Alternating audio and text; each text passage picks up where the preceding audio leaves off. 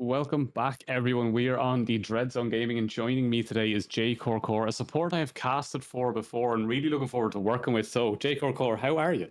I'm doing good. I'm excited to be here. I'm always out to support my DZG, uh, fellow DZG teams, and hopefully they can pull away with the win today.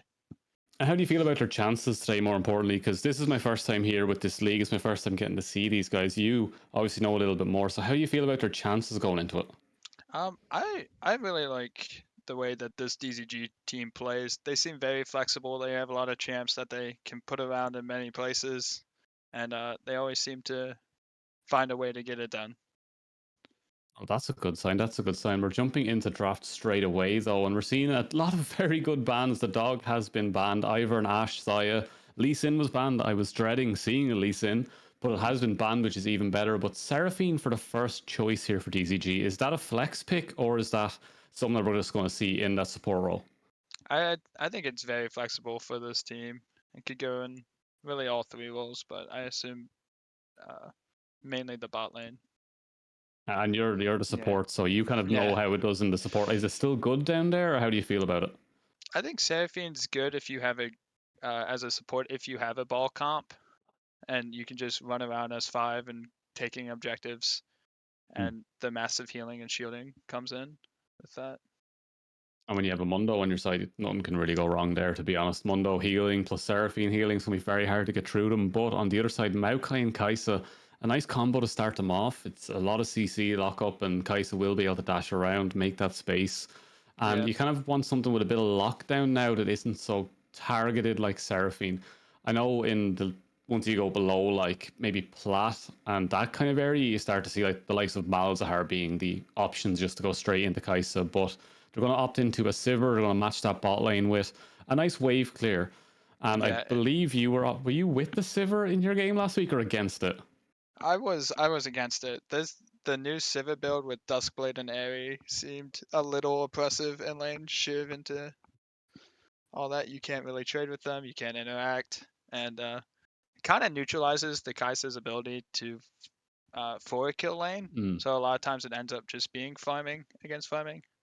It's the old anti-damage carry. It's the old Yeah, Cassiopeia Ziggs kind of bot lane that we had a couple of seasons ago. That was as a Jinx kind of main. Wasn't too fun for me, especially. But we do see the Gwen coming in on the other side. So a decent kind of strong lane up the top to go into Mundo. It is a bit of a skill matchup, but it doesn't have any CC. So Mundo's passive is nullified, which is decent, especially when it comes to those later stages and heavy trading with that Conqueror. But yeah, Victor and Annie and Syndra. So it's heavy mid presence right now. yeah. Say Gwen can really scale into the matchup, but you have to be careful of early ganks with Gwen if they end up picking a ganking jungler. If Mindo gets ahead, he can kind of run over the lane. I feel they're also close to being too much AP depending on the Kaisa build, and Hmm. Spirit Visage on Mundo is so good already that it would be really hard to Yeah, kill all. a very good key item there for sure. And then Leona to follow it up. It's a decent engage tank on the bot, and it's very, very good into Seraphine. I really, really enjoy that matchup when I do play Leona, especially with something like Kaisa. You get 2 free stacks from Leona just landing that Zenith Blade.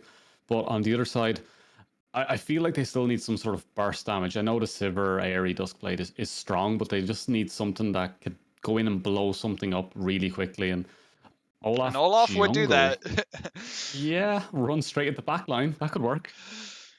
um, Oh, I don't know. I don't know. I'm feeling a little bit risky on it because I've seen some Olafs. I think it was the week one that we were doing the Titan League, and it was an Olaf that got like 0-3 at 5 minutes and oh became no. completely useless. So, Yeah, the um, champ needs to be on par, if not ahead, everyone else in the game. So constantly, like it cannot go even at any point, or it just becomes useless. But Nico is a decent pickup here. I think she's quite strong at the moment, especially when you can mess with people's heads with minions and the likes of. But yeah, it's an okay it pick. also stops the.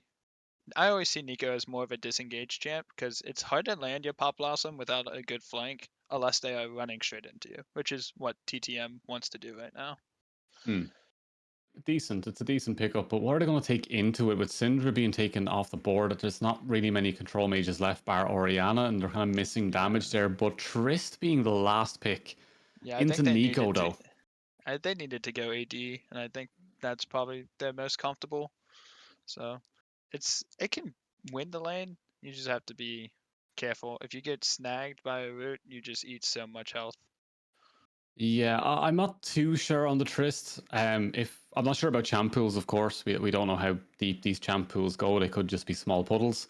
But even the likes of Zed being very strong into the likes of Nico, and then even Yon or Yasuo could be very good here. The wind wall could stop a lot with Seraphine and Nico being kind of front loading with the early kind of poke, and then on the other side, it's Zed can just get in and out of those fights really easily, and especially with how strong he is lately. I think he's like what 56% pick rate at this stage or something like that. Yeah, I say I don't know exactly the TTM's champ pools either, but Zed has been a menace in my games at least. So Yeah, because you have to try to protect that ADC, and you just see a Zed locked in. You go, I'm done. I'm just gonna go somewhere else yep, and it's play really hard Yumi and to jump on a cane. stop that guy. Yeah, it's very difficult. But how are you feeling about the meta currently, the way it is? Do you feel like we're in a good state? Because I'm gonna have a very different opinion of you if you say it is. Um, Up until this patch, I thought it was pretty good. I like the engaged champs being meta, Hmm. like Rel, Rakan. I always have fun in Yeah. playing those types of metas, but I feel like more answers are being found to neutralize playmaking, which is always, I think, bad for the meta. Yes, I think especially in say mid master, there's this kind of solo lane dependency you have when you're playing bot side because I do main support. And when I'm trying to protect people, it just feels so impossible because either the mid or top is going to one shot your ADC, Yeah, and mid and it's top really unfortunate. champions, they're Yeah, both. yeah, and then if you're praying every single time you get a Kaisa banned and you get a Zaya with you because you have that extra You two have or that 3 seconds option, where they're yeah. an ult. Yeah, it just makes your life so much easier. But the way that everything is going now, it is quite difficult. Is that all off top in Mundo Jungle? Oh, I did not expect that. Oof. I, s- It's been a while Uh, since I've seen Mindo jungle. I think the clear speed is still fine, but it is a really do nothing farmer until objectives really, till you're grouping for objectives.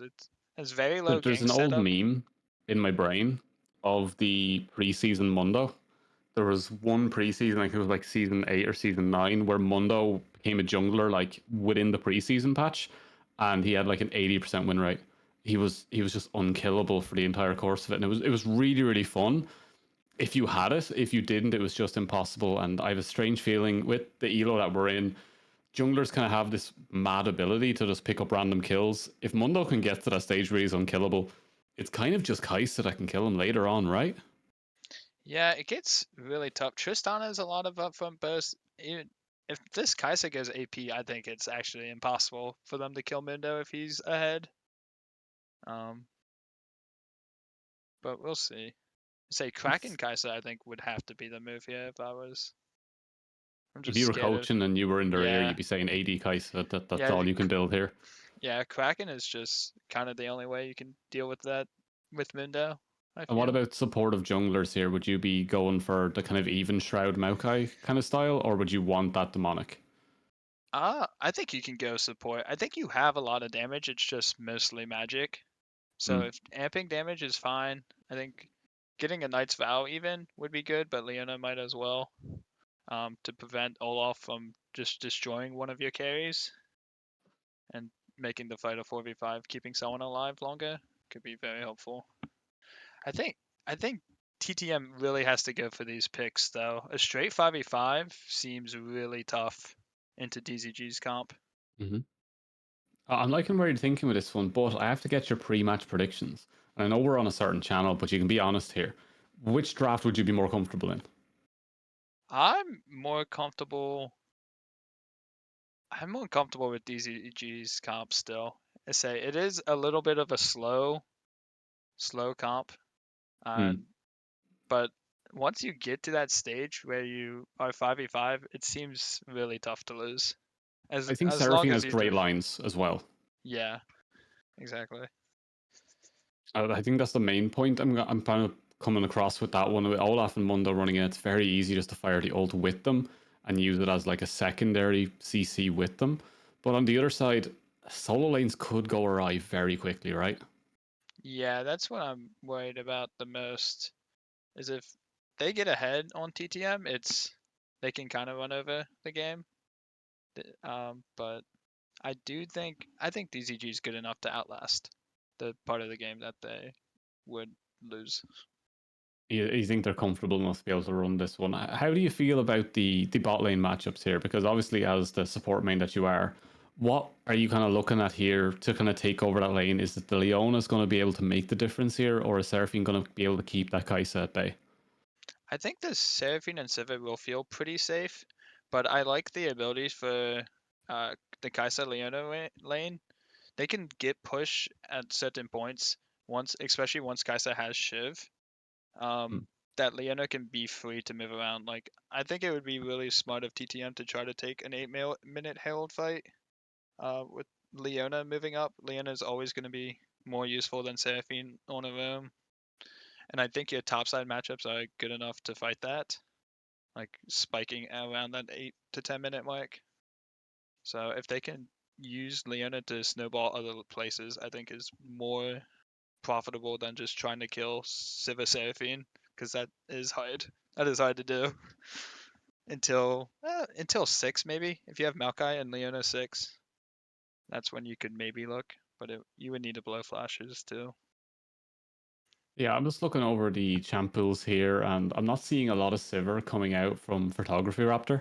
Overall, it seems like a lot of Kai'Sa and Zeri for the most part, with a little bit of Karthus in there, with the usual sprinkling of Tristana, Ezreal, and Caitlyn, the safety ADCs that you just sit back and wait for the game to end or somehow win in the last 5 minutes. And then on the other side, for it's a harder one to call because Arc Ryu has played a bit of Kai'Sa, has decent scores on it, but a 50% win rate, so it doesn't really have that same carry potential that we usually see with a Kai'Sa that goes 50 plus percent, 60 odd. Usually they go for. They're usually quite heavy on the carry as well, and just the overall KDA is not always there. They seem more like a positive Zaya player. So do you think that matchup might be a little bit more skewed then towards the Sivir just based off of stats alone? I I don't usually look into solo queue stats that much for comp because I feel like there's some people out there, and I've played with a few of these who will play one champion a million times in scrim and it will never show up in his solo queue. So Okay. Okay. I do think I being feel like comfortable that's an on the Akali kind of thing there that you're saying about a certain mid laner. Um, because I remember yeah, that very, very clearly because I was flaming the hell out of that Akali and they proved me wrong. I'll put my hands up. I was yeah, very, very worried not seeing a single game of it, but they popped off on that. I won't lie. yeah. It's happened to me a few times where you get surprise picked and you don't have an answer. So hopefully it's something they've practiced. I would hope they pick something that they've practiced. I have that like baseline faith in most teams. Welcome to Yeah, and as we Summoner's do get the Rift. 5-man spread here, we are on to Summer's Rift for game one here. And 5-man spread, it's a good start when you see teams do this. I love when 30 teams don't seconds go for until early minions invades when they're playing spawn. comp. They don't want to risk anything. I like the idea of just doing the 5-man spread, keep it safe, spot what you can, and more importantly, send those junglers into the mid lane. It's such an important thing that I see at every elo that I cast that people don't do. Think I broke a Send your jungler nail. in mid. You're not Thinking giving it any wasn't information mine. away, and everyone else can cover your ward lines, your sight lines, and you're still safe. Nothing's going to happen from it. Most junglers will usually start bot side anyway. It's a better leash. You can get around a little bit quicker. It's just Minions better have passing spawned. towards that top side, which is usually the lane you can help control with your top laner. So, especially double ghosts in the top Yeah, side. double ghost, no flashes, both melees. That's a gank opportunity. This is nice. I'm liking this. A late invade could be big, but they also don't have any information. So they're going into this as all four, and no one's there. It's Yeah, nice and clean. Derek actually got lucky there. He's going to end up and not back missing in mid in XP. time. Yeah, I Bit of don't a even strange one. know. I save. DZG wants this. They splitting the map kind of puts Olaf at a disadvantage because he really wants to push like the early game really hard on the Gwen, but we'll see. I assume he might get ganked and die because of the split map. Maybe so. It completely depends on how Mundo wants to play this and how quick Maokai is on understanding his split map. Yeah, Because he might some not know. junglers, you could tell them, oh yeah, they're on your blue, and they'll still just walk down that way Walk anyway. down after. Yeah, and you're screaming internally, but you don't want to flame them because it's a comp game and they're Yeah, your friends. you need your teammates to play the game. Yeah, it just like it's sometimes it is awful, but right now it is safety coming from the bot. They're taking their time and not over shoving it. They're getting slow push built up. They can very easily go for cheater recalls here. It's not as common as it used to be though, right? No, I say any AD I've played with, it's very uncommon for them to want to do this unless they.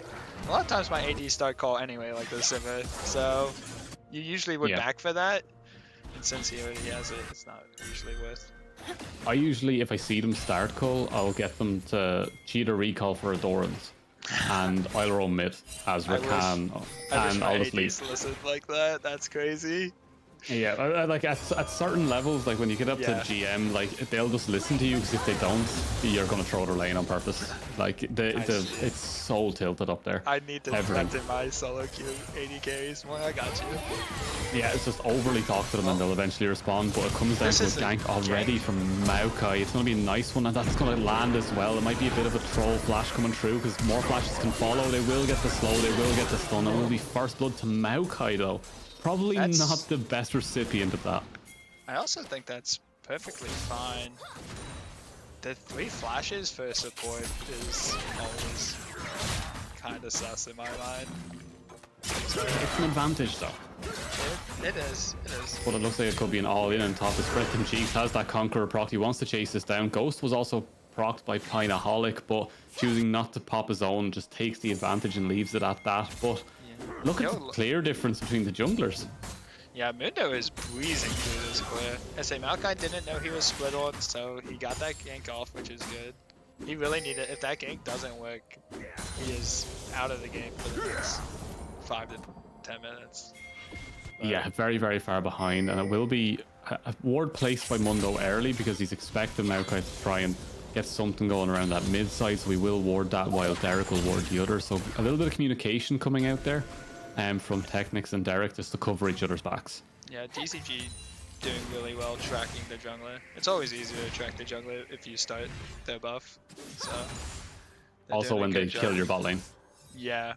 If they kill bot, they're going top next. Yeah, they're going to be recalling and they're going to go top side, and that's just the call that it is. But Mundo goes back. This is a good look from Leona, I think. He doesn't have Hex Flash though. He could still do it off. Will connect to the wrong target though. No, connects to the right target, and it will be very close. No ignite available from the Leona. And Leona also didn't use her W going in, so they go off. That's actually a lot of kills. The W.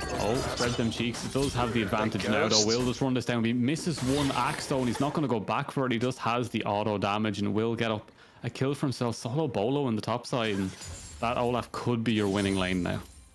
Yeah, they all can just keep the lane frozen here and force Gwen Maokai to come up. It might even not be able to stop him from freezing, depending. Yeah, this Gwen is super weak with just tabbies.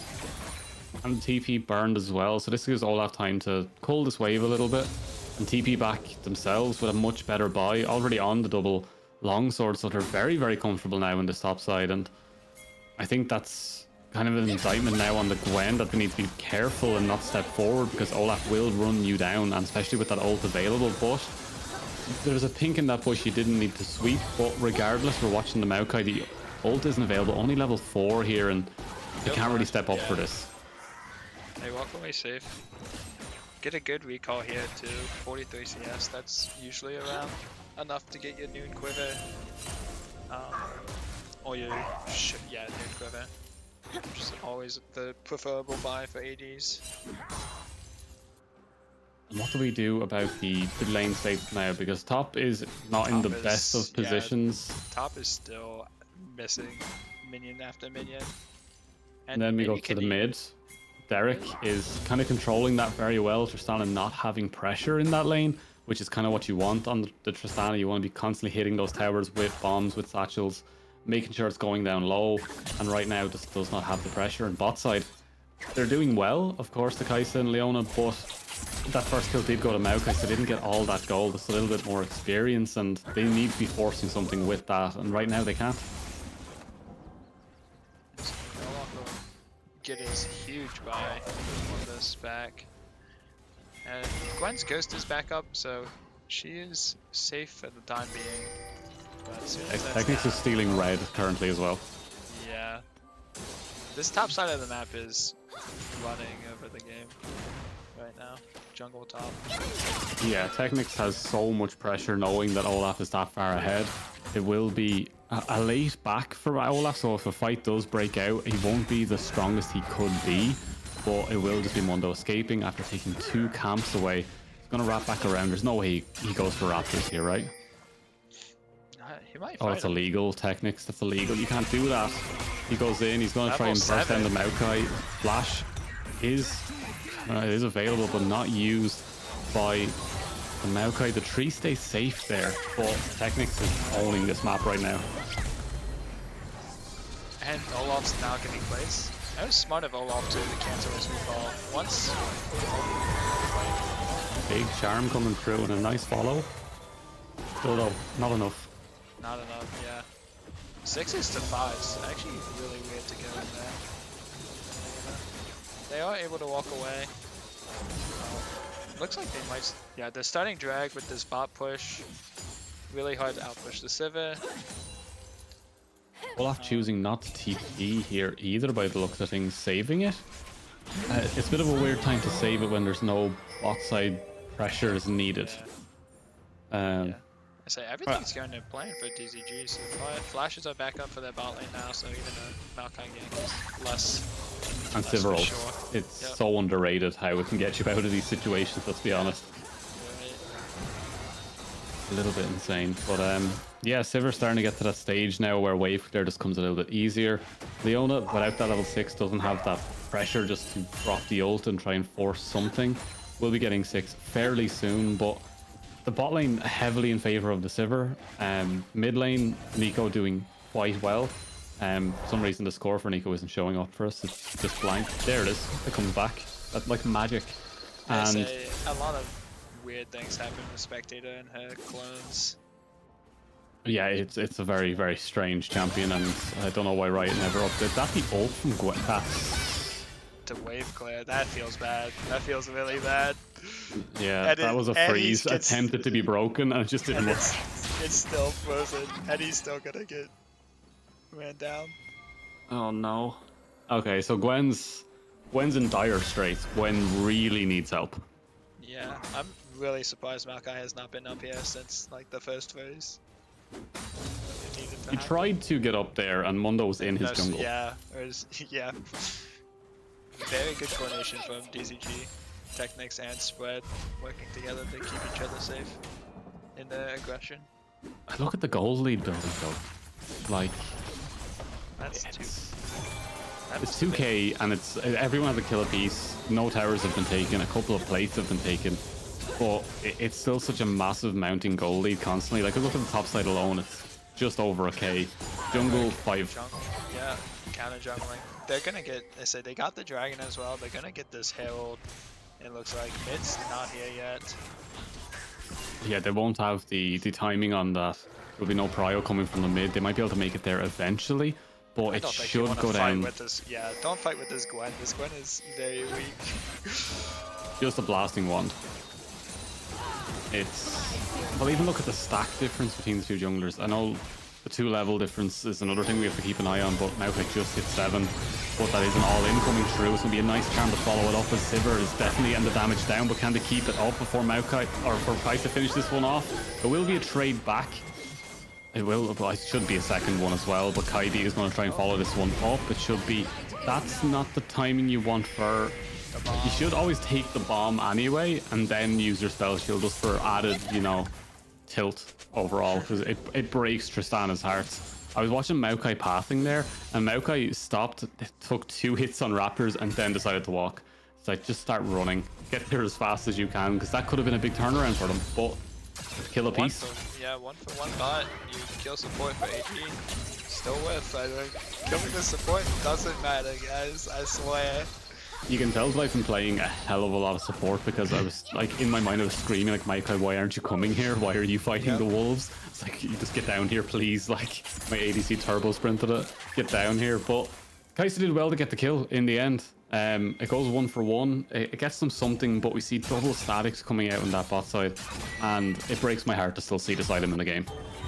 Yeah, very interactive gameplay once these items come through. Once LeBlanc started building, I gave up on League for like a patch. I was like, I can't deal with this. Why is LeBlanc clearing waves like an ADC and then one-shotting me like an assassin? This makes no sense. It was an awful feeling. And then Veigar, what was that, man? Yeah, it's just some nutty interactions. I'm not gonna lie, I played at support. But still, it was awful feeling. Yeah, it was great. It was great one-shotting the ADC with an auto attack. It felt wonderful. But yeah, it was just a very, very...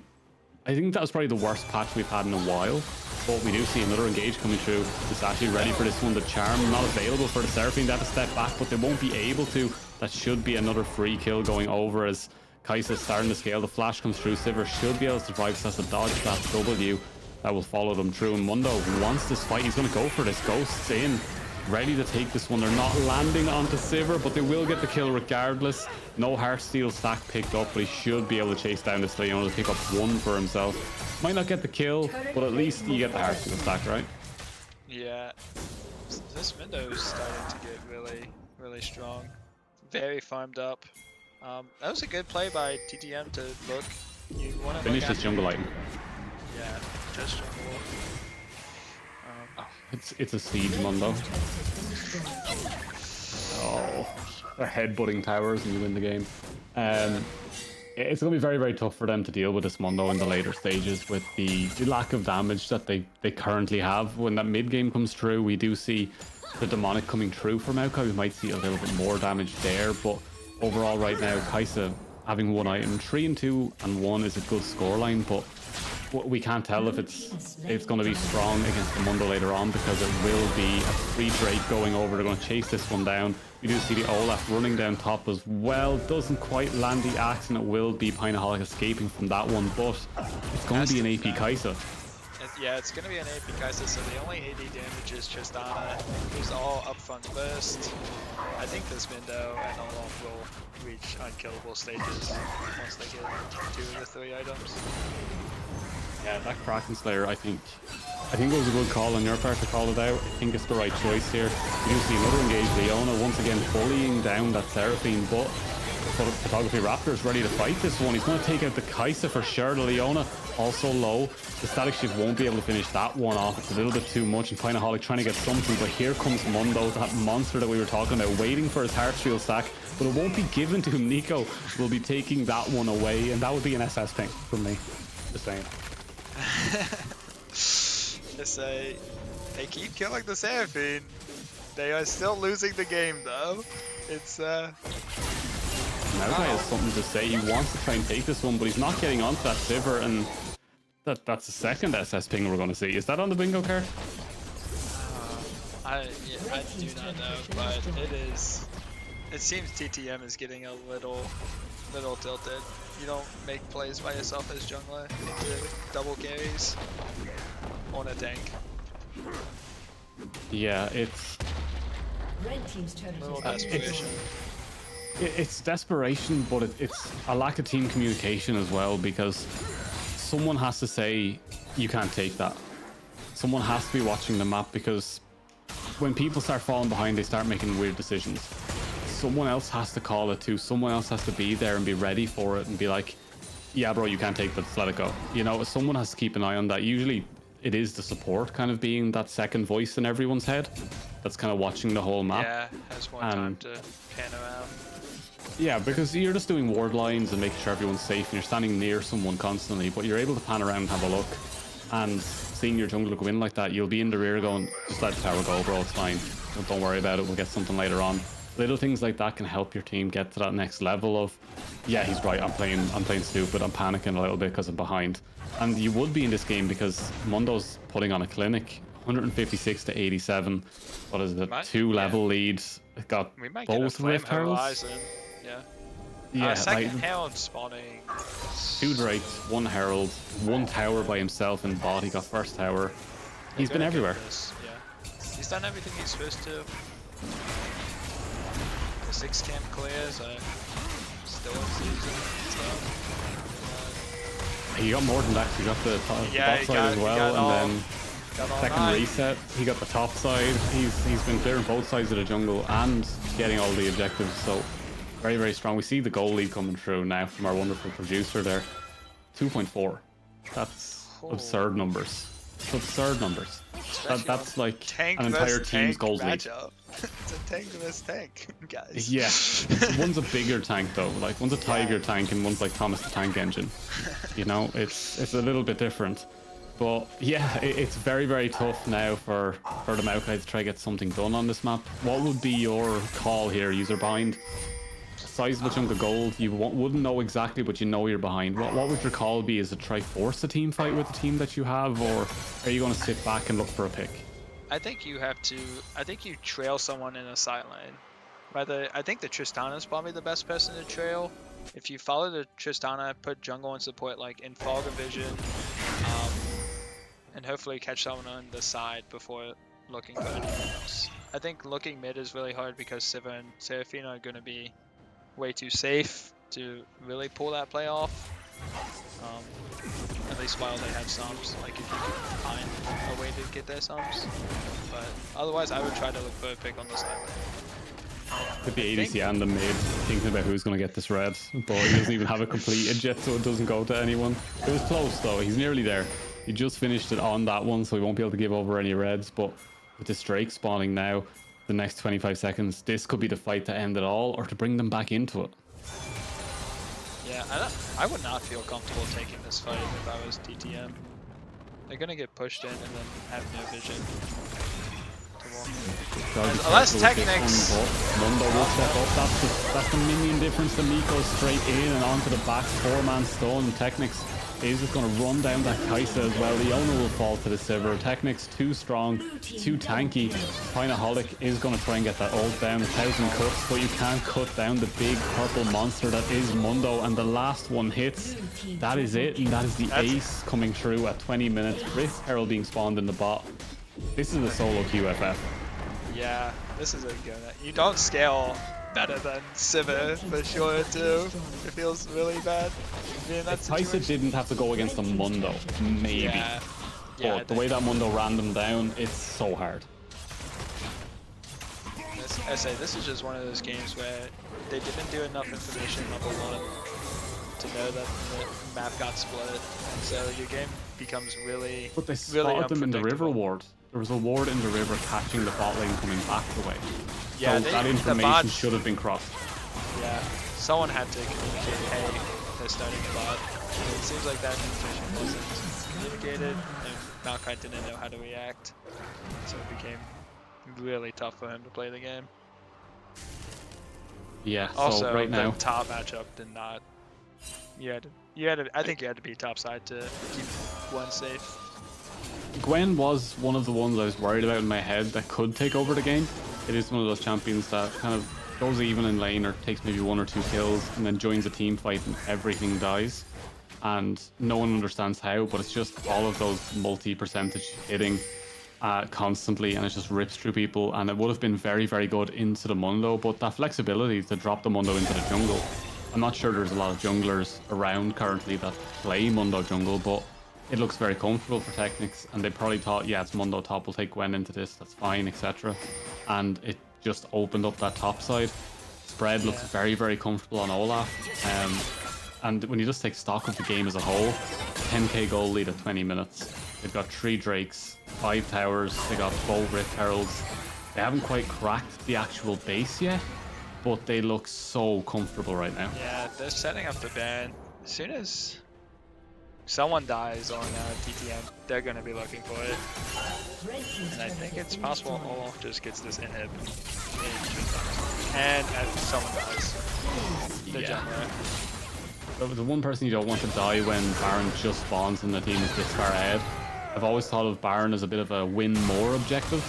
It can be the difference between you winning or losing or cracking the base at least, but when you're this far ahead and you get Baron, you can kind of end the game from there. Yeah, you look for one good fight and you end the game at this point. Very tough, especially with Olaf being so strong on the side lane. He's nearly flame horizoned. Same with the jungler, nearly flame horizon. Tristan is kept up, but it's 3 kills for Nico, and that utility they give as a team fighting kind of controlly mage. Nico's a weird champion to describe because it's not quite a Victor, and it doesn't quite have the damage of like a Syndra. It's kind of like a supportive mid laner without Everfrost. Yeah, Very I would strange. agree. Very, very CC oriented, but when you're this far ahead, you start to do some damage to everyone on the map. A little bit.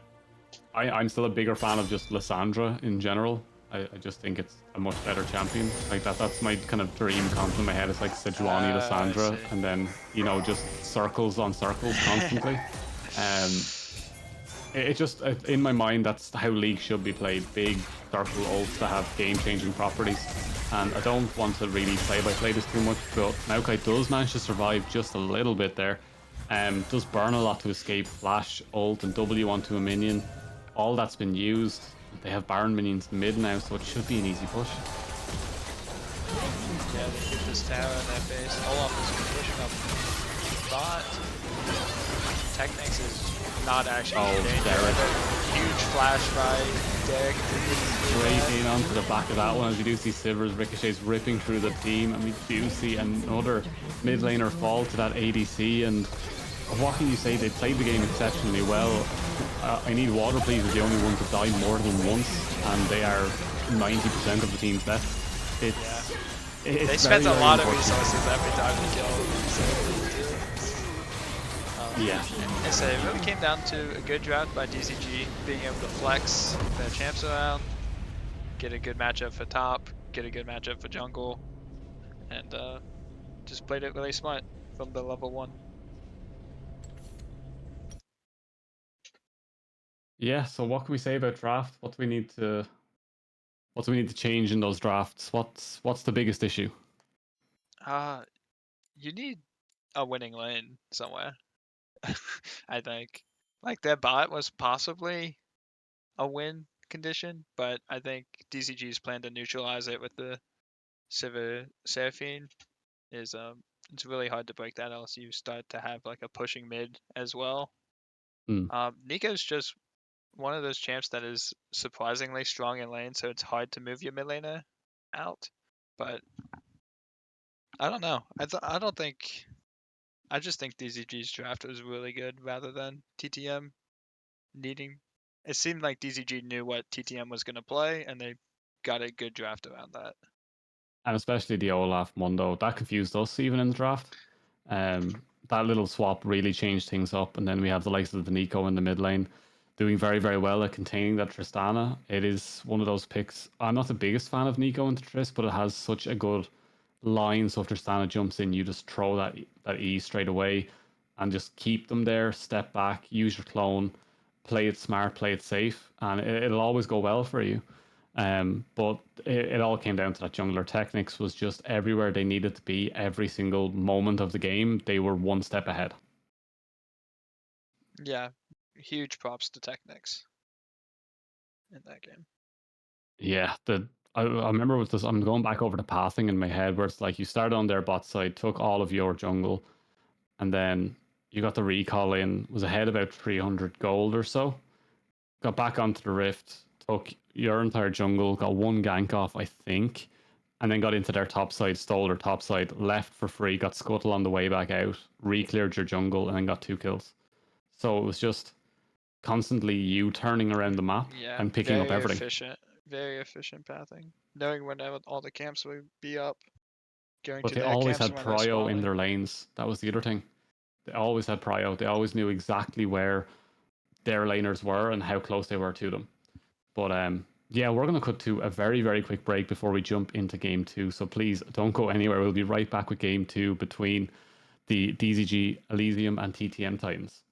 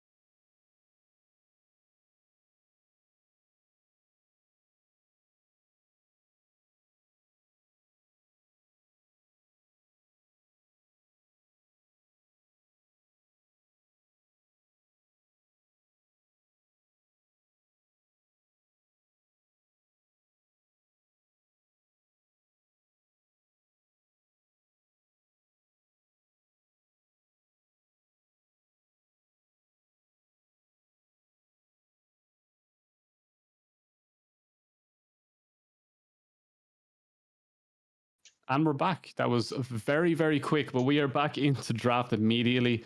No real changes in the draft so far. We have Blitz, Neferi, Ivern, Zaya.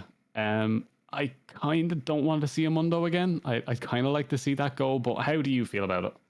I think banning away flex picks on banning flex picks on blue side I feel is always Nice. the best way to do a draft plan because this 1-2 you always pick a flex pick on red side if you can, and it keeps the draft very open so you end up like with a bunch of counter picks. I like the So Mundo ban. Very, yeah, very nice. it's a good ban. But what's the they prioritize here? Are they going to try and take the Sivir away to stop for DZG from getting their very good comp again? Because Sivir really worked out for them, kept them very safe. But they're going to opt into that Rel, which Wow. has been a menace in solo queue. I want to see if they play it in both positions. I don't see it in either position as I'm looking at them. So could go support, could go jungle still. There is 4 games of Rel on Sharky, who isn't actually playing today because that's the sub. Yeah. Okay. So Interesting. Renekton goes unbanned and picked this game. Talia Renekton Renekton, does go through. That's one of the the bingo squares. things. I We forgot do to have look at one it bingo earlier. square. Yeah, and I think Renekton being in the state that Renekton's in, very, very strong right now. Poppy, also one of my favorite picks. I've seen a certain Poppy do very mean things to yourselves last week. Yeah, I was yeah. very happy about that because I love Pop, Poppy, but I felt Poppy can be awful for you. annoying. Poppy can be a very annoying champ. That Baron fight where your jungler went for a ride, hilarious. Absolutely hilarious. It It was was brilliant. very fun to be a part of. I swear. Yeah, it was. It was a good one. It was a good one. So for you don't know that Jacob Core is. This is what Romeo said. You're one of the best supports in the league, um, and I'm not paraphrasing that. He did say you're one of the best. And then I was like, but he's playing against a Poppy. He cannot protect people from Poppy. He's like, no, he'll be able to. He'll be able to. And then that fight happened, and I went, no, no, he can't. No. You cannot stop that hammer. It is absolutely brilliant at separating team fights. So all eyes on the Poppy. And then Ash, more CC, more utility. They're lacking damage right now, Yeah. TTM, and this is the same as last time, right? Yeah, I agree. They need to really pick. I'm thinking this is Poppy top into the Renekton Mm. because they picked it right after. And I don't think Poppy's good into Talia. I don't know where this Talia is going either, actually. Poppy is not terrible into Talia because when she jumps off the wall, you get the immediate stun. Oh, I You can see. follow it immediately. Like I play quite a lot of Poppy support when there is something like an Alistair is a good example. Something with that kind of dash, Yeah. something that needs to be able to get in. Poppy just stops that from happening, and you can preemptively use it and use it as a barrier against the engage. So it's very, very good in those situations and gives Ash time to think. But the second phase of bans, some changes coming through the Lee and the Annie and Cinder are staying the same, but Silas being taken away. Is that in fear of Silas with the Ash Arrow or the Rel ult? I think it's in fear of the Alistar. DZG banned the Silas. Hmm. And Oh, yeah, sorry. Silas with Alistar can make a fight really tough. You just live forever. You pop multiple W's while using the Unbreakable, and you do not die. Yeah, it's a nice choice here, but what are we going to see for that ADC now? Because it hasn't been pinched. Zeri is still available, Sivir is still available, but it's going to be the It's going to Karthus. be Karthus. They must be Hmm. planning an AD jungler Renekton's on enough. mid. I think Renekton's so broken right now. Yeah, It's so yeah, strong. sure. So they could forego AD just in favor of having that Renekton be a menace later on, and Poppy will get shredded by it if they use the correct combo with the E Rage Empower. And just to shred it 25% Let me at see. something like that. So it can shred through people, but Viego, now that's a good pick. I like that. That's good damage. They need that. Mm. So that means Poppy is going towards that top side. Top. Mid Oriana, Ori. nice. I like it. Rel Oriana, On it. very, very, very good combo. Just send Rel in, use the Magnet Storm, command Shockwave. Nice little combo, but it is open to a lot of counters. And with Talia maybe going mid, they could opt into like Kha'Zix's jungle here and just rip that bot lane apart. Yeah, I'm very interested to see where DZG goes with this. Or Kindred, maybe. That would be. Oh, I don't want to go back to the Olaf. Olaf. This I was time thinking in my Olaf head there, Kindred would jungle? be so broken in this. I see. Leah. Yeah, I don't think it's going to be Olaf top again at least. So if they sent Renekton jungle, that would be insane. He, you know what? Karthus jungle to Leah bot. Olaf mid. Oh, Send it. Just send it. Absolutely send it. But no, we say it's probably going to be that Talia mid, Olaf jungle, Renekton top, and Alistair and Karthus bot. Picking such a heavy engaged support with Karthus, so yeah. strange. I do think once you get even Shroud, like on, I would say even it's mainly a Leona thing. Like Leona Karthus, I think does well because even Shroud makes you do so much damage. But this Karthus Alistar lane is very do nothing early, and I feel like Ashe well could just push them into tower, hit the Karthus anytime he tries to Q. Ashe also does a really good job against Alistar. I always find slows are more annoying as Alistar than actual CC because you're just walking at them until you get into range of your headbutt pulverize. Yeah, Poppy has a lot to do here in the later stages, that's for sure. So what? Well, we'll go to TTM first. Where are you looking at to be the biggest carry? 'Cause I'm looking at Viego. Yeah, I'm thinking they kind of want to do what DZG did last game, where if they can have this pushing bot, they can take their first drag with Viego, get Viego farmed, maybe look for some invades on bot side as well. Because I think Ori can get pushed, bot can get pushed. So if Viego can get really farmed, get to his first item pretty quickly, he can look for some plays to snowball the game. I also think Orianna is a really good pick here, just because she can build so much distance, and they don't have DCG's comp is pretty short range, so I think they Yeah, have the tools to win fights if they take slow. They have to if they really take it be slow. careful. Yeah, if they walk into no vision, will get But blown up. wasn't that an issue they had last time that their vision control wasn't the greatest, and Mundo could just run the map? Yeah, I think that was really facilitated by them having pushing lanes though, and I do think they have better lane setups so that they're not always pushed in this game. I would hope. And DZG, you're looking at that card assault later on, right? Yep, Karth Assault is going to be pretty good. Once you get to like level 11 and 2 items, you can start to change fights just before they even happen. You can ult and get an objective off of it. Um, I think I do like TTM's draft more now that It looks DC. easier to execute It does look overall. easier.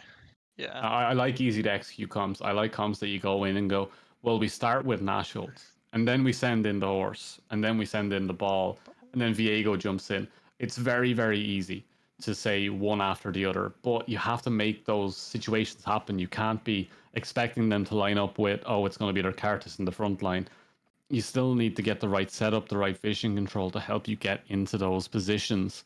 And it's all about placement. And that's something that, especially in the lower elos, I don't like saying lower elos, but anywhere below like diamond, let's say, and you're in kind of mid emerald, your placement is so important when it gets up to those ranks, especially in comp, where if your ADC is a step out of line, Alistair's going to be jumping out of a bush. Renekton's going to be double dashing on you. Olaf axes are going to come from nowhere. Tali's going to be sending walls across where you want to run. They have the opportunity for picks, and you can't give them that opening pick because you need every bit of damage to get your Viego in for the reset, and that could be a big problem here for TTM. But if they can get the right placements down, the right vision, the right controlled area of the map, they could definitely wreak some havoc. Yeah, I completely agree. They need to be smart about it. They need to not walk into fog. They need to protect their carries. That's all well and Poppy really does. You try to protect your carries from getting one shot by the say DCG's comp is like all burst. So if they live that initial burst, they can always chase down and finish off kills with the slows from Ori and Ashe. So that should be their priority, is staying up. The longer the fight goes, I think is better for TTM. And DZG, I expect them to play heavy topside again. Like the Karthus will just be farming. Maybe Alistar gets out of lane more, but Renekton, Talia, Olaf is all early game, topside heavy. So DZG could use that to snowball, and that's kind of their opportunity, while Karthus just scales for free.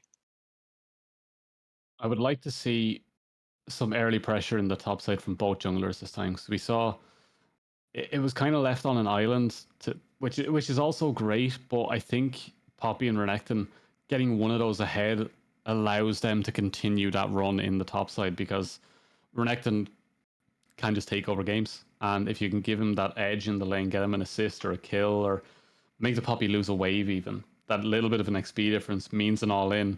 While on the other side, Poppy, if you can get a Divine Sunderer onto a Poppy, they suddenly do a lot of damage. And I'd really like to see one of these top laners really show up this time around, because they have it in them, and especially the sub coming in as well. I think they want to show that they can get that first team slot very easily. Yeah, I just say I do hope the Poppy gets a little more help this game. If you get frozen on again by a Renekton, Talia, Olaf, topside, you're not. Poppy has less tools to break that freeze. Can't Gwen ult a wave. You could try to Poppy ult it, but it gets really sad really fast if the Poppy gets frozen on with this topside matchup. For sure, for sure. And we didn't talk too much about the mid lane, and I'm not sure how much mid lane you play, but most supports kind of like go towards Orianna mid. It just feels like a supportive champion in that mid lane. How do you feel about the matchup for them? Do you think that the Orianna has a chance to kind of put the pressure down onto Talia here, or Oh, do you we do think Talia not just pay has this? attention. They locked in Talia jungle and Renekton mid, and we've been talking. Oh, they did. I'm still on the draft lol here, looking at the Yeah, draft I was lols. looking at the draft law as well. Do you know what's worse? I have 4 monitors.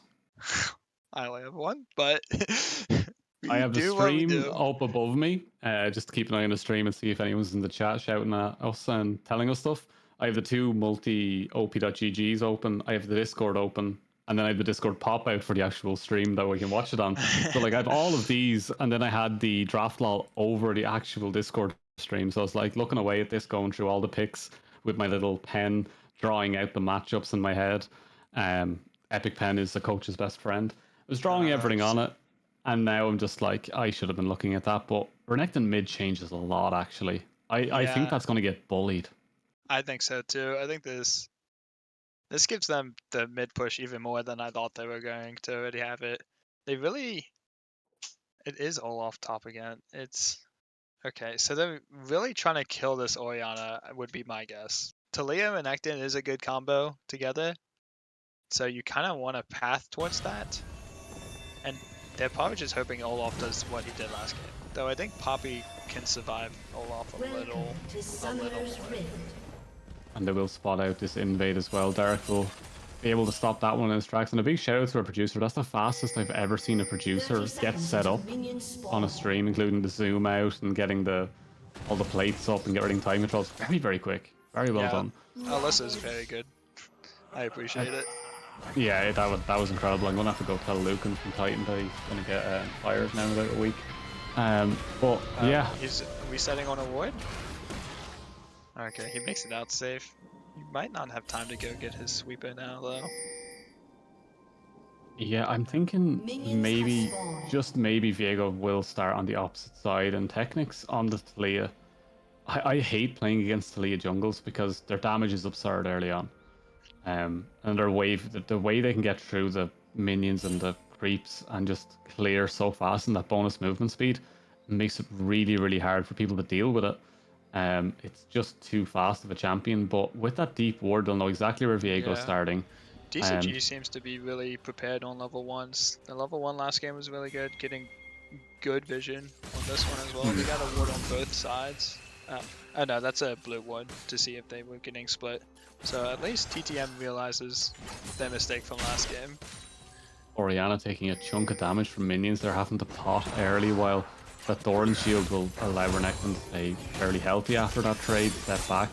That minion damage will make the difference, but that mid lane, I feel like it could very, very quickly fall apart if Derek doesn't get those correct rage cues to keep himself healthy, because that's the range advantage, and you need to keep an eye on that at all times, and that Plant Dissonance already putting in work. Oh, that's a nice trade. Poppy could actually go for this one. It's a ghost on the Olaf, but they have to be careful for that speed stack. Poppy's going to try and get the knock into the wall. The Q should come through as well. Will they have it? They pick up the axe. The auto... The ranged auto attack is there, and it's enough to get first blood. Poppy taking over. Yeah. I say Pinaholic feels looks a little more comfortable on this Poppy. Knows that he can look for early play on a no flash Olaf. Dodges the axe really well. Really good kill by Poppy. Should help a lot actually to keep him safe. That is one of the lanes I did talk about. I wanted to see the tops be a little bit more active this game, and spread kind of getting opened up a little bit there, and Pinaholic will take a nice lead, but it's that wave control once again coming through from spread that they're actually holding this wave, and it should give them some XP. Yeah, I expect the Poppy to TP back up, try to stop this. Yeah. So TP for TP. Cloth armor start, and a thing to keep them safe, so very defensive, showing a lot of respect towards that Olaf. But they can always opt into that 1v1 again, and they should be on the better end of it. Those Qs do percentage damage, not a lot of people know that, and Poppy can chunk through your health if left alone, so might need to call up techniques nice and early. Yeah, Pine will be able to break this freeze, no problem. Does have a good item advantage as you said, so might try to fight him on the bounce back. Both junglers seeing each other in the bot with a little scuffle. Oh, that could be a nice knock-up for it. I need water, please.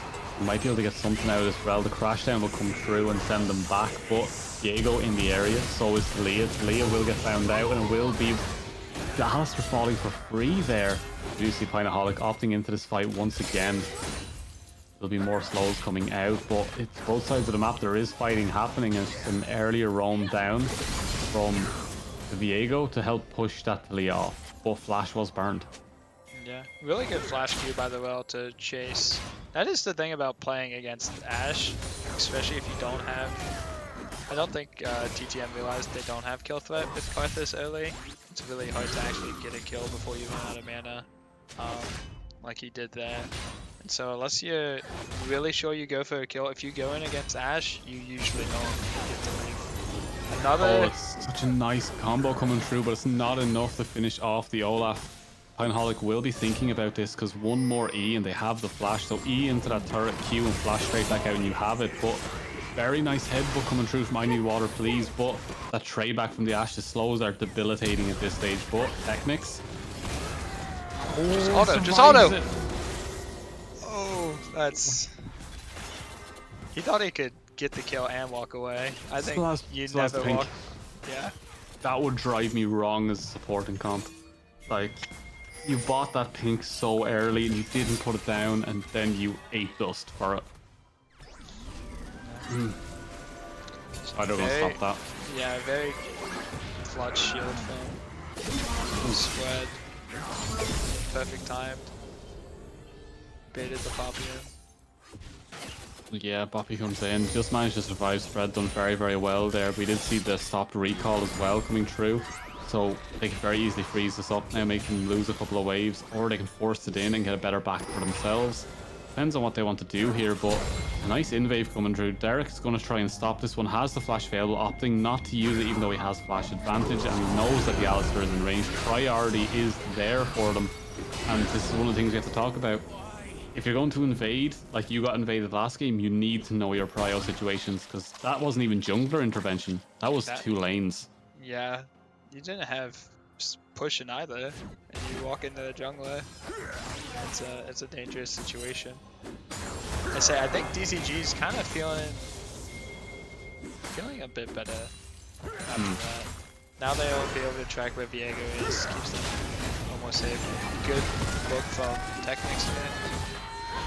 Great work there from Technics to stop that hammer from charging up. No knockback going to come through, and Technics will take their first kill of the game. The other kill did fall to the Alistair, which it probably would have been better on the Renekton, but regardless, they kill the jungler, goes to Alistair, top side the jungler, ganks up there, knowing Viego cannot be there, and they pick up another kill.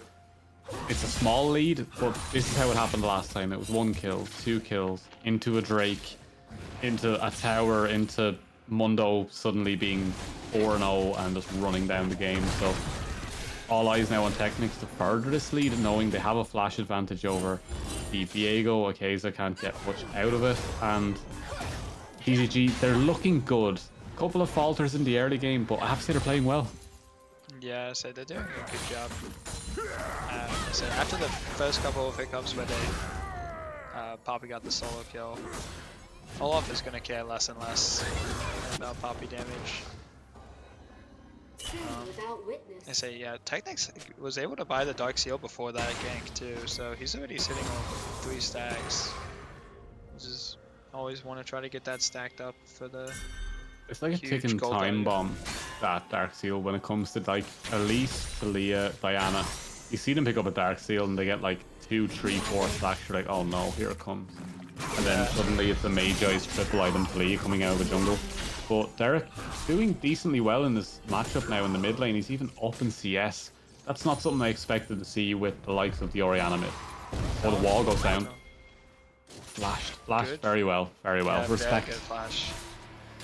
You want to stay Oh inside no. the That's a nice sun coming through. The double shockwave, and it should be a reset coming through for Viego, but he doesn't quite get it in time. Derek manages to clean that one up. Pinaholic was in the area as well, so respect shown, flashes out, but that could have been very, very dangerous for them. Derek could have fallen really easily if Viego got that. Yeah, really good look by TTM. They knew their top laner was coming and that DZG's tops was still in lane, so it looks like we have a pause here. Oh. All indie company, don't worry about it. It's not worth billions on billions and has an award-winning TV show as well. But regardless, yeah, some of the Dark Seal stacks are gone. I feel slightly better about that, but we have to look at the change in the jungle especially. We're starting to see a little bit of a flip now. Technics, yes, has that kill, but when we look at the stacks coming through, Viego is ahead, Akaza is ahead right now, and they're going to continue that lead. They currently have a small level lead. They can continue extending that, and Talia using more of their time to sit in and around these lanes and try get something going, while Viego is focusing on that farm. Yeah, Viego's farming very well. That's part of their win condition, I think, is getting him his first item. Viego with, yeah, it's Kraken. Is that what he's got? Yeah. Kraken is such a good item on Viego because your passive just double stacks it, and it feels good to have. It does, and it's all about getting that first kill, so you kind of aim for that burst. You kind of aim to kill them within a combo at most. If it takes any more than that, usually you don't really get the resets without help from others. So Viego wants that extra bit of burst for sure. Yeah, and I think he has the front line. There is a play, and Technics is in the area, but trying to get rid of that Viego, but the reset will come through. There will be a nice take for them. Here comes the knockback. It will be flashed by Photography Wrap. Ricardas will get out of that one. Musashi is looking to try to get something from this. Alistair does not use the ult in time, and the knockback will come through. Karthus will be taken as well as he tries to land some of those Skittles on the way out. Ult is available, opted not to use, knowing they don't quite have the damage. Might use it after the back though, because Viego's going to try and take this Drake, and they might be able to just squeeze that kill in. Derek wants to go for this as well. SS pings are coming down as well, so they know that the Renekton's in the area. Here comes the ult. That will be a big ult from Renekton. He just needs to get into that hit, but here comes the stop from the Poppy. Doesn't get the Drake. Will he get the kill? He doesn't have the Q. Technics is going to try and get something going here as well, but it's just better from TTM in that situation. They managed to weather that storm and they get themselves a Drake. Another kill. Starting to look a little bit stronger now. So Renekton is very strong, but 1v4 into a closed area, maybe not that strong. Yeah, I'm looking forward to seeing what they're going to go with from here. I think DZG, I want to see them on the back foot because I'm hoping I get to be around a little bit more and watch some more of the Otter League. And Titan don't keep ringing me randomly to say someone's missing. Which actually happened tonight. I actually got a message from them being like, hey, can you come do this tonight? It's like, nope, I'm here for Otter League. It might be 2 o'clock in the morning, but I'm here for it. And yeah, I'm looking forward to seeing what Otter League has in store because I like seeing players as they come up through the ranks as well. Especially, I think you'll know the likes of Dilly from SEL. Yeah. Dilly was one of my favorites when I was doing the SEL cast because his Varus was just so incredibly good. And then seeing him come over to Titan and then hopefully I get to see him here as well. But that's that CC engage we talked about. So much lockup and Cartus looking to trade it back. Does not have the ult, but the Skittles are enough. That's a big trade back. Yeah, that's I feel good about that. Shutdown. That's a shutdown. But that could be a trade back coming through. Lee now to follow it up there because he's going to get knocked forward and knocked back immediately. Pinaholic, very well played. So they swapped the Bobby into the Renette. I think that's pretty smart. Maybe they just did it because of weird back timings, but I was able to live. Oriana was able to live as well. I don't think Olaf has the same rundown pressure onto the Oriana. Because Yeah, Oriana has her own speed, but the speed ups can shields. help a lot. Yeah. It also slows down Olaf's attack speed, right? I don't. No, sorry, that's Warwick. Them two always get me confused. Because I barely ever see them, but when I see them in the jungle, it's like they get attack speed for some reason. I never remember which one it is. And it's if Olaf is low, he gets attack speed. If Warwick is hitting something low, he gets attack speed. Turret plating will fall. Kind of just the opposite in that one. But yeah, so should be a little bit safer for them. But they are going to opt back into it. They're going to go back towards their normal lane assignments. And I don't think it really matters either way. I think both of them are strong enough at the moment to play either end of that. Yeah, I agree. Also, usually just having mid push is more important than the safety of your top laner, and Oriana gives me mid push. So.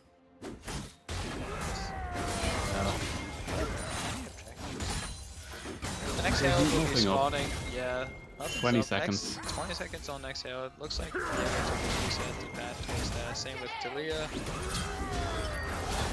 Where would you want to see the pressure coming from now for Technics and for Akaza on the Viego?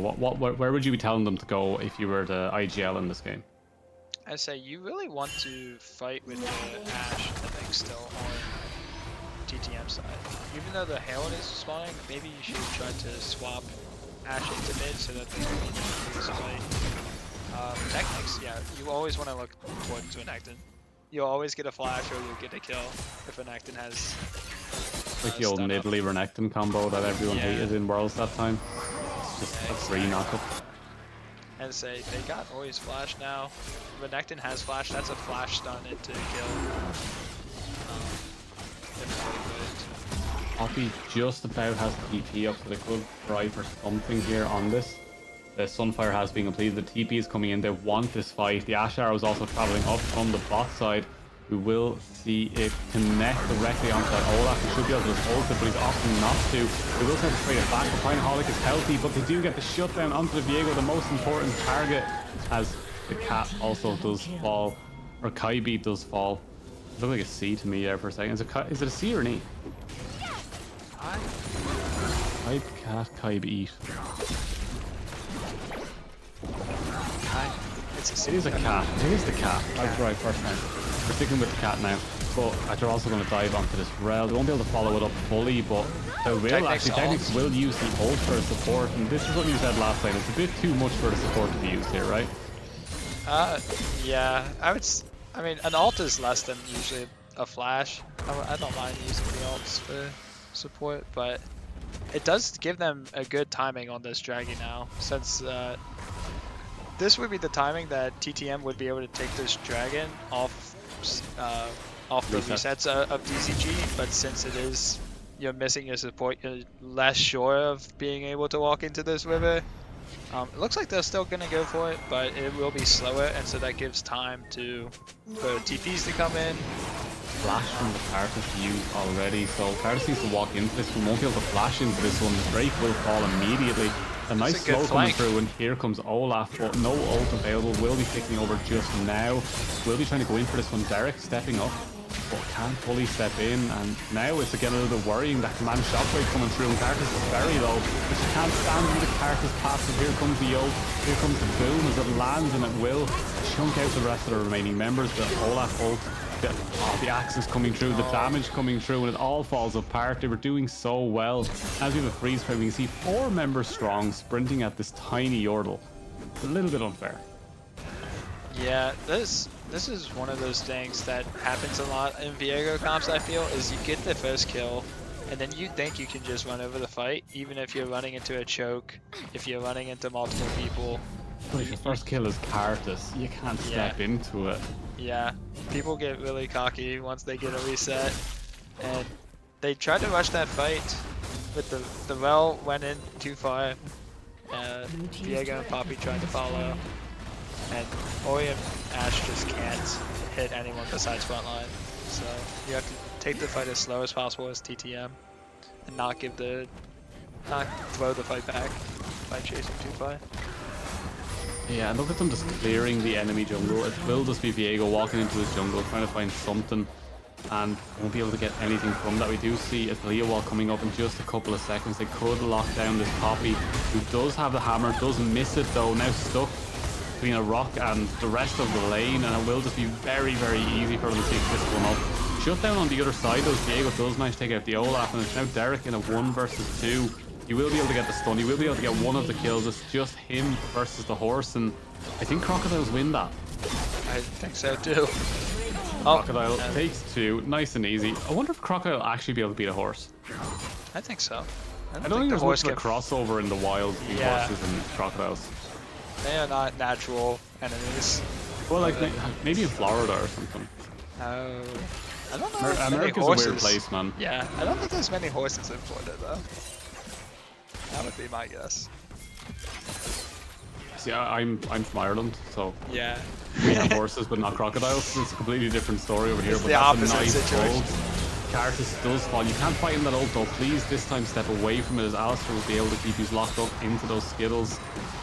Will just about be able to get out, but will get chased down. The next knock up will come through, the knock back, and Alistair will escape from that one for now, but Cartus picked up, and it's there's no nice way to say it, but it really doesn't matter how much Cartus dies. Carthus is one of those champs that will be useful no matter how. It's like the boss's Scion. It really is. And trust me, I don't like playing into that either. Yeah, the only way to stop Carthus is if you literally stop him from farming and end the game before he hits level 12. I only ever play Dark Seal on my Rakan when I see the boss. I'll just roam top and get the assist and then leave immediately. Do you ever play Dark Seal Rakan? It's a decent one. No, I remember them buffing the AP ratios near the start of the season. I was thinking about doing some more AP focused builds, but I like the classic support. Yeah, Sharila's redemption type deal. It just makes it like the healing gets just a little bit stronger, and the actual damage you do on the way in. But you can only really do it in lanes that are super safe. I mean, like, there's no one's able to kill you in that lane. You just have low CC like a Lulu or something. Yeah, that makes sense. I'll have to try that. I'm sure that team will enjoy me buying a Dark Seal on first back. When you get like 2 kills and they start screaming that it's broken, then come back to me. But it's one of those ones I where do yoink a few kills once in a while. Oh, you have to. You can. Like, he has great voice lines. Has to be done. Has to be done. But yeah, let's break this down a little bit more, because DZG are now remounting their lead, and I guess we can kind of talk about how they've done it, because it wasn't really through their play necessarily. It was more over forcing from TTM in certain situations, and we see again another force coming through here. Will they be able to take it from the clan shot with lands on 2, and you see Rel get the rest of them into it? But here comes the Cartus, and you have to watch for this constantly. Alistair slowly getting chunked away, flashes, escapes, stays, but Technics is now on a killing spree, takes out that Ashe, and it's a 3 and a Cartus ult versus 4, and they pick versus 5, and they picked 1 off. It's scary. That feels bad. I say spread is just hitting these tower for free. Won't be able to get it, and the wave isn't close enough for him to keep getting it, but he can clear this. He won't clear topside vision. I was thinking he was going to clear some vision so they can set up Baron, but he's more focused on the wave. I say And Drake DZG, going over. yeah. DZG's done a really good job. I think it was TTM's game to throw earlier. That's kind of what they did, and even that fight, I still feel like they're playing the fights too fast. This Well and this Viego don't need to jump in at the same time. Like, No, they CC don't. was good by Well, but Viego going in after is... You have to wait till the targets are low. You have to let your Ashe already do damage, and clumping up against Renekton will just make him live longer most of the time. So. With that Gore Drinker, 100%. And then the Shojin to follow, it just makes him incredibly tanky through rejuvenating health, not by being a tank. It's infuriating. When you're playing, especially when you're playing support and you're not playing something that can easily slam the likes of Relonomicon or a Chainpunk. If you can't get that previous wounds, you kind of feel a little bit hopeless into it. Even with the Kraken Slayer coming through from Ashe, they don't have the attack speed to keep them down yet. They need that Runins coming through, and it looks like they're even opting maybe into the likes of a Shadow Dancer or a Phantom Dancer. Yeah, someone needs to buy Grievous Runes. I'm actually very surprised it's not been purchased. Alistar, Olaf, and Renekton all have a decent amount of healing. Alistar's is more situational, but it does feel good in the middle of team fights to have. Especially when there's like minions dying around it. Yeah. And you just randomly fighting in the proc a lane. heal that heals for like 100 and they somehow survive because of it. It can be very, very testy, but they're going to go for a very early Baron here. Renekton's not in the area. AYB Cap is going to try TP over. There comes a Magnet Storm, but they can't get into the fight, and it just seems a little bit played. They're all low, but Baron wasn't enough to get them low enough to kill. Pinaholic now falling. The more Q's, a big shockwave, a 5-man shockwave, but it's not enough. Pinaholic, say goodbye, because that is you gone. Cat is very, very low. It's just over-forcing again. Yeah. It's not what we need to see from you guys. We know you're better than this, but DZG, they're playing out of their minds. Yeah, it's really smart of them to start the Baron. They did the proper work, pinking it, pushed out mid and top before running to it. Now they have these waves as well to use since the resets got so delayed from that scuffle right after. Yeah, What do you even do now in this situation? What's the call? You hope that they do something like this and you take a random 3v3 that you can win. But Be able to chase down that Alistar is a big ask, but we'll be able to get the shutdown onto that. It will go to the Orianna. But Steric is now here. He's going to rip through that rel like it was butter and straight to the glue factory for that horse. But a nice threat. He does manage to get out to Triumph, healing him back up, but the first reset does come true. It is a Cartus though, and will get chunked out almost immediately. Might even burn down to the remaining hits from that Rylai's, but will survive for the moment. We will see Kaipka come back in with the shockwave. It's lovely, it's clean, it's just what they needed, but can they stop the Olaf going on the rampage? If he misses the axe, they can, but it doesn't matter because he's broken. yeah, he's just too far ahead. And Orianna needs assistance. Yeah, that's not the team fight they wanted. It was looking good, it was looking great, but transforming into that Cartus killed that Viego in their tracks because it's just not the target you need to be. You want to be that Renekton.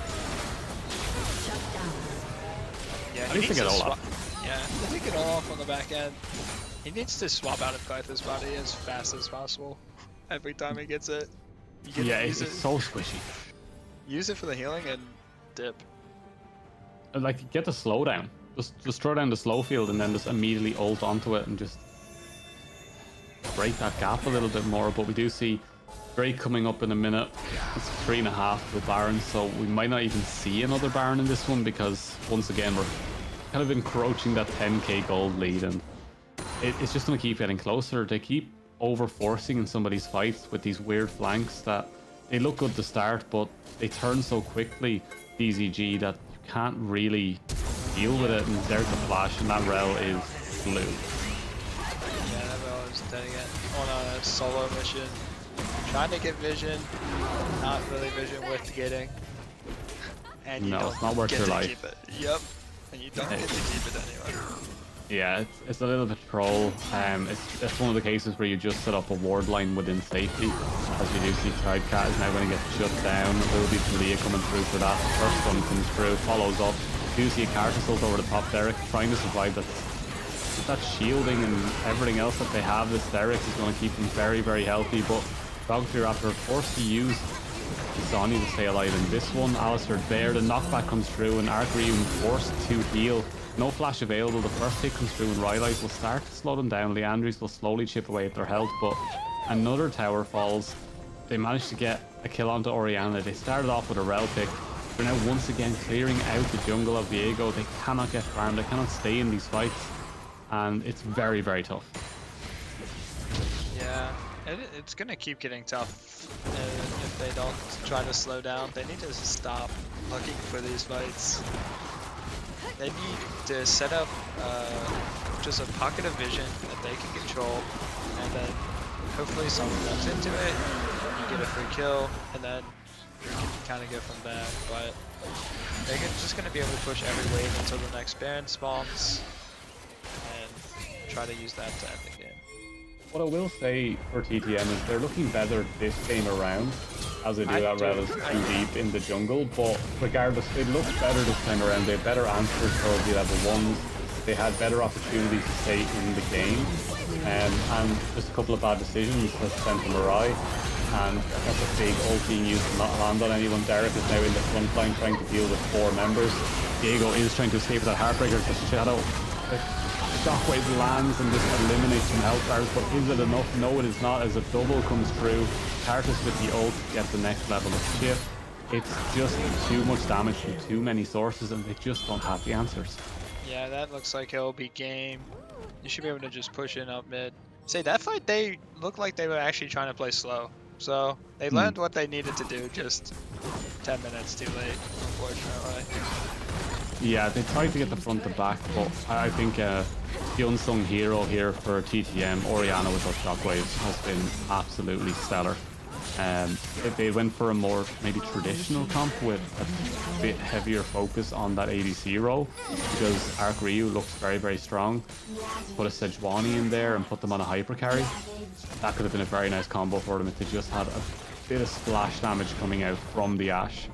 Maybe if it was Jinx with Runins, or Zeri for Zeri moments and the Spire the Lightning in.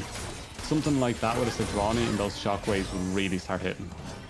Yeah, I say, this Ashe has landed some good ults. It's just the damage into drain tanks is always hard to keep up. Even with Kraken and Triforce. Yeah. Oh, these drain tanks are also really far ahead, so it makes it look worse, but it is tough to... It is what it is.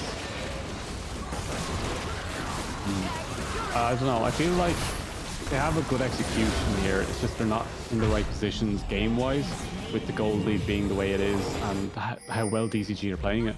They've drafted well, they know how to execute on it, and even if they did fall behind early and lose 1 or 2 members here or there, they played around everything a lot better than TTM did, and a couple of overforces gave them a lead, but they never gave it back. Yeah, very smart, calculated play by DZG once they got the lead. As we do see Derek,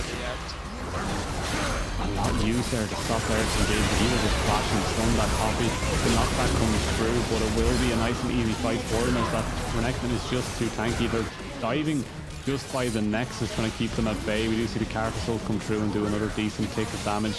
Misses the headbutt pulverize, but it doesn't matter because they should be able to walk away with this win just as easy. Just need to hit the Nexus 2 more times, and that is game, and DZG take it 2-0. Really good play by Technics to move around the map and still look for plays, even though their lane started to lose in the early stages. I feel like he made some really good plays to bring it back and get the Renekton as strong as he did. Good synergy from those two. Right, we got to do the classic here, Jake Orcor, and we got to talk about who's the MVP of the series, because I feel like we both have the very same answer for here, I think but you it's might be biased. Technics. Oh, 100%. Yeah, very smart path in game 1. Got himself very fed off of farm alone, and then was able to turn that into every objective, every lead. This game, he was kind of the catalyst for them to come back into the game and really start to just pull through. If in every something was stage. happening, Technics was there. And that's a really good thing to have in a jungler, that if you think there's a play happening and your jungler's always nearby, that's massive. But big shout out as well to Derek, doing quite well, especially on that Renekton. A 19.0 KDA is nothing to ignore. But I think every single lane played quite well. And the same, even coming from TTM, they did have moments of brilliance. But it just DZG were just a little bit too strong this time around. Their early game is down to a T. I think everyone should be fair in them if they can play the early game that well every single time. Yeah, I completely agree. DZG seems to be a tough team to play against early and a tough team to draft against with these flex picks that they have. And the Yeah, they got ability to to stop with this jungle top stuff. They really do. and the Renekton mid even like Yeah, no one is gonna. You have to we be got ready for Bjorks these. and Gotta be ready for these type of things. yeah. So that, I think that's all from us for tonight, right? That's Yeah, there's not much else to talk about. I think we went over everything, but it was really DZG really good wins. casting with you. DZG wins exactly, Thank you. but It was a pleasure casting with you too. yeah, a lot of great insight there. But we will be back. When's the next cast for ourselves?